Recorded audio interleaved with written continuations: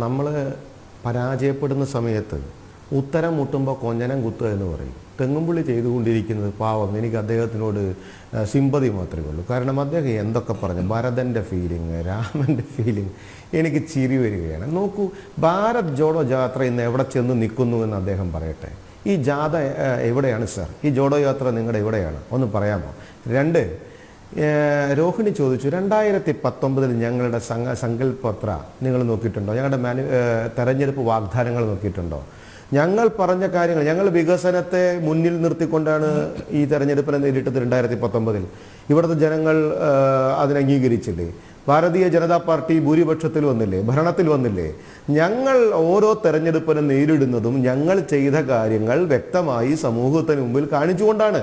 ഇനി ഈ തെരഞ്ഞെടുപ്പിൽ ഞങ്ങൾ 2024 തെരഞ്ഞെടുപ്പിൽ നേരിടുന്നതും 2019 ഞങ്ങൾ പറഞ്ഞ കാര്യങ്ങൾ, ആ പറഞ്ഞ കാര്യങ്ങൾ ജനങ്ങളിൽ നടപ്പിലാക്കിയ ഓരോരോ കാര്യങ്ങൾ വളരെ കൃത്യമായി പറഞ്ഞുകൊണ്ട് തന്നെയാണ് രോഹിണി ഞങ്ങൾ വികസനം പറഞ്ഞുകൊണ്ടാണ് ചർച്ച ചെയ്യുക. രണ്ട്, ഞങ്ങൾ രാം മന്ദിർ എന്ന് പറയപ്പെടുന്ന കാര്യം ഞങ്ങളുടെ തെരഞ്ഞെടുപ്പ് വാഗ്ദാനങ്ങളിൽ വ്യക്തമായി 15ാമത്തെ ഖണ്ഡികയിൽ ആദ്യത്തെ കാര്യമായി പറഞ്ഞിട്ടുള്ളതല്ലേ?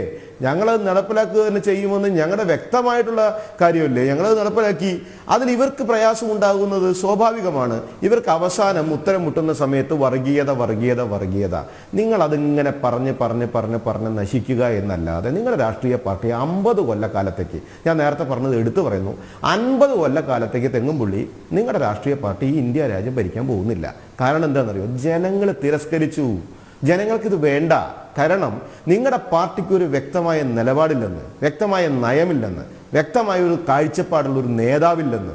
സ്വാഭാവികമായിട്ട് ഭരിക്കുന്ന BJPയുടെ നേതൃത്വത്തിലുള്ള സർക്കാർ ഈ നാടിനകത്തെ ജനങ്ങളുടെ ഓരോ പ്രയാസങ്ങൾക്കും അനുസരിച്ച് പഠിച്ച്, അത് കുട്ടികളുടെ കാര്യമായിക്കോട്ടെ, മുതിർന്നവരുടെ കാര്യമായിക്കോട്ടെ, വിദ്യാഭ്യാസ മേഖലയായിക്കോട്ടെ, ഇനി സ്ത്രീകളുടെ വിഷയമായിക്കോട്ടെ, ഏതെല്ലാം മേഖലകളിലാണോ ഒരു സർക്കാരിൻ്റെ ക്രിയാത്മകമായ ഇടപെടലുകൾ ആവശ്യമായിട്ടുള്ളത്, ആ മേഖലകളെ പരിപൂർണമായി നടപ്പിലാക്കിക്കൊണ്ടാണ് മുന്നോട്ട് പോകുന്നത്. ഈ ഇന്ത്യയുടെ ബഹുമാനനായിട്ടുള്ള ആദരണീയനായിട്ടുള്ള നരേന്ദ്രമോദി അധികാരത്തിൽ വരുന്ന കാലം 10 വർഷമായിട്ട് ഇന്ത്യയുടെ ഇൻഫ്രാസ്ട്രക്ചർ ഡെവലപ്മെന്റിൽ ഒരു മാറ്റവും വന്നതായിട്ട് രോഹിണിക്ക് തോന്നുന്നില്ല. ഇവിടുത്തെ വളർന്നു വരുന്ന യുവതലമുറയുടെ സ്റ്റാർട്ടപ്പ് പദ്ധതികളിൽ യാതൊരുവിധ മാറ്റങ്ങൾ വന്നതായിട്ട് രോഹിണിക്ക് തോന്നുന്നില്ല. ഇന്ത്യ മഹാരാജ്യം ഇന്ന് ലോകരാഷ്ട്രങ്ങൾക്ക് മുമ്പിൽ ഏത് മേഖലയിൽ സമ്പദ്ഘടനയിൽ അടക്കമുള്ള സ്ഥലത്ത് ചെന്ന് നിൽക്കുന്നു. അതിന്റെ വളർച്ച ഒരു കാരണവശാലും രോഹിണിക്ക് തോന്നുന്നില്ല. ഈ തെങ്ങുംപുള്ളിക്ക് ഒരിക്കലും തോന്നുന്നില്ല. സലീം മടവൂരിന് അത് മനസ്സിലാക്കുന്ന ആളാണ്. ഞാൻ മനസ്സിലാക്കിയെടുത്തോളം സലീം മടവൂർ അത്യാവശ്യം രാഷ്ട്രീയമൊക്കെ കൃത്യമായി പഠിച്ച് കാര്യങ്ങൾ ചെയ്യുന്ന ആളാണ്. അദ്ദേഹത്തിന് പറയാൻ സാധിക്കില്ല. കാരണം അത് സാഹചര്യങ്ങളും രാഷ്ട്രീയ സാഹചര്യത്തിലും നരേന്ദ്രമോദിയെ ബഹുമാനിച്ചും അംഗീകരിച്ചും അവരുടെ കാഴ്ചപ്പാടുകളും വികസനവും ശക്തമായും വ്യക്തമായും കറക്റ്റാണെന്ന് അദ്ദേഹത്തിന് പറയാൻ സാധ്യമാകില്ലല്ലോ. തെങ്ങുംപുള്ളിക്ക് പിന്നെ ഇങ്ങനെ പറഞ്ഞേ പറ്റൂ. അത് പിന്നെ അദ്ദേഹത്തിന്റെ സാഹചര്യമാണ്. ഈ ഇന്ത്യ മഹാരാജ്യത്ത് 10 വർഷമായിട്ട് ഭാരതീയ ജനതാ പാർട്ടി അധികാരത്തിൽ വന്നതിന് ശേഷം ഓരോ എടുത്ത തീരുമാനങ്ങളും നിങ്ങൾ നോക്കണം. ഏതെങ്കിലും ഒരു തീരുമാനത്തിൽ വർഗീയതയുടെ ഛായയുണ്ടോ? ഏതെങ്കിലും നിലപാടുകൾ, ഏതെങ്കിലും ഒരു പ്രപ്പോസൽ നടപ്പാക്കുന്ന സമയത്ത് ഇന്ന ജാതിക്കേ പറ്റുള്ളൂ, ഇന്ന വർഗത്തിനെ പറ്റുള്ളൂ, ഇന്ന മതത്തിനെ പറ്റുള്ളൂ എന്ന് പറഞ്ഞ് ഒരു കാര്യം ചൂണ്ടിക്കാണിക്കുക സർ. ഒരു കാര്യം ചൂണ്ടിക്കാണിക്കുക. ഞങ്ങൾ ഏതെങ്കിലും അധികാരത്തിൽ വന്നതിന് ശേഷം വർഗീയമായിട്ട് നിങ്ങൾ ഈ ആരോപിക്കപ്പെടുന്ന ഒരു വിഷയം ഇവിടെ നടന്നിട്ടില്ല. വികസനം എന്ന് പറയപ്പെടുന്ന സങ്കല്പത്തിന്റെ പുറകിലാണ് ഞങ്ങളുടെ യാത്ര. ആ വികസനം എന്ന് പറയപ്പെടുന്നത് ഭാരതത്തിനെ 1ാമത് ലോകരാഷ്ട്രങ്ങളിൽ എത്തിക്കാനുള്ള യാത്രയാണ്. ആദരണീയ നരേന്ദ്രമോദി അധികാരത്തിൽ വന്നതിന് ശേഷവും ഈ ഭാരതത്തിന്റെ പിന്നോക്കാവസ്ഥയെ കൈപിടിച്ച് മുന്നോക്കാവസ്ഥയിലേക്ക് എത്തിക്കുന്നു. അത് എത്തിക്കാൻ പ്രാപ്തിയുള്ള ഒരെണ്ണം പോലും കാലം ഇത്രയായിട്ട് കോൺഗ്രസിൽ ഉണ്ടായില്ല എന്നുള്ളത് നിങ്ങൾ പരിശോധിക്കണം. അത് ഞങ്ങളുടെ വെക്കട്ട് വന്നിട്ട് കാര്യമില്ല. ഞങ്ങളുടെ രാഷ്ട്രീയ പാർട്ടിയിൽ ഈ വികസന കാഴ്ചപ്പാടുള്ള ഒരുപാട് ആളുകൾ വരിയായിട്ട് നിൽക്കുന്നുണ്ട് സാർ. അത് എല്ലാ സംസ്ഥാനങ്ങളിലും നിൽക്കുന്നുണ്ട്. നിങ്ങളുടെ രാഷ്ട്രീയ പാർട്ടിയെ അംഗീകരിക്കുമായിരുന്നുവെങ്കിൽ, നിങ്ങളുടെ രാഷ്ട്രീയ പാർട്ടിയുടെ കാഴ്ചപ്പാട് ശരിയായിരുന്നുവെങ്കിൽ, നിങ്ങളുടെ വികസന രേഖ ശരിയായിരുന്നുവെങ്കിൽ, നിങ്ങളുടെ വികസന സ്വപ്നങ്ങൾ ശരിയായിരുന്നുവെങ്കിൽ, ഹിന്ദി ഹൃദയഭൂമി എന്ന് പറയപ്പെടുന്ന സ്ഥലത്ത് നിങ്ങളുടെ വോട്ട് ഷെയർ എത്രയാ? നിങ്ങളുടെ സീറ്റ് ഷെയർ എത്രയാ?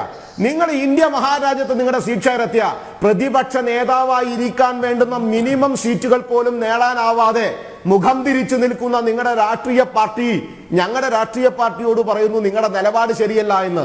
ആദ്യം സ്വന്തം രാഷ്ട്രീയ പാർട്ടിയുടെ നിലപാട് കൃത്യമാക്കി അതിന് വേണ്ടുന്ന ഒരു നേതാവിനെ കണ്ടെത്തി ഈ നാടിനകത്ത് സംവദിക്കാൻ വരണം. ഞങ്ങളുടെ വികസന കാഴ്ചപ്പാടുകൾ ശരിയല്ലെങ്കിൽ നിങ്ങൾ ജനങ്ങളോട് സംവദിക്കേ. ഈ പൊതുസമൂഹത്തിന് മുമ്പിൽ വ്യക്തമായി പറ. ആദരണീയ നരേന്ദ്രമോദി അധികാരത്തിൽ വന്നതിന് ശേഷം ഭാരതീയ ജനതാ പാർട്ടിയുടെ നേതൃത്വത്തിൽ വന്നിട്ടുള്ള ഓരോ കാര്യങ്ങളും ശരിയല്ല, അവർ നടത്തിയ വികസനങ്ങൾ ശരിയല്ല, അവർ സാധാരണക്കാർക്ക് എത്തിക്കാമെന്ന് പറഞ്ഞ കാര്യങ്ങൾ ചെയ്തിട്ടില്ല, ഇത്യാദി കാര്യങ്ങൾ അക്കമിട്ട് എണ്ണി എണ്ണി പറഞ്ഞ് നിങ്ങൾ ജനങ്ങളുടെ മുമ്പിൽ വോട്ടിന് വാ. 2024 തെരഞ്ഞെടുപ്പിൽ നിങ്ങളുടെ കോൺഗ്രസ് പാർട്ടി അക്ബർ റോഡ് തുറന്നിട്ട് വന്നവരെയും പോയവരെയും ഒക്കെ പെട്ടിയിൽ കയറ്റി ഓടുന്നുണ്ടല്ലോ. ആ ഓടിയിട്ട് അധികാര കസേരയിലേക്ക് നിങ്ങൾ എത്തുമോ എന്ന് നോക്ക്. അതിനുശേഷം രോഹിണി ജനം TV ഉണ്ടാവുമല്ലോ. ദൈവം സഹായിച്ചാൽ ആരോഗ്യ പ്രശ്നങ്ങളൊന്നും ഇല്ലെങ്കിൽ ഞങ്ങളും ഒക്കെ ഉണ്ടാവുമല്ലോ. തെങ്ങുംപുള്ളി നമുക്കപ്പം ചർച്ച ചെയ്യാം കൃത്യമായിട്ട്.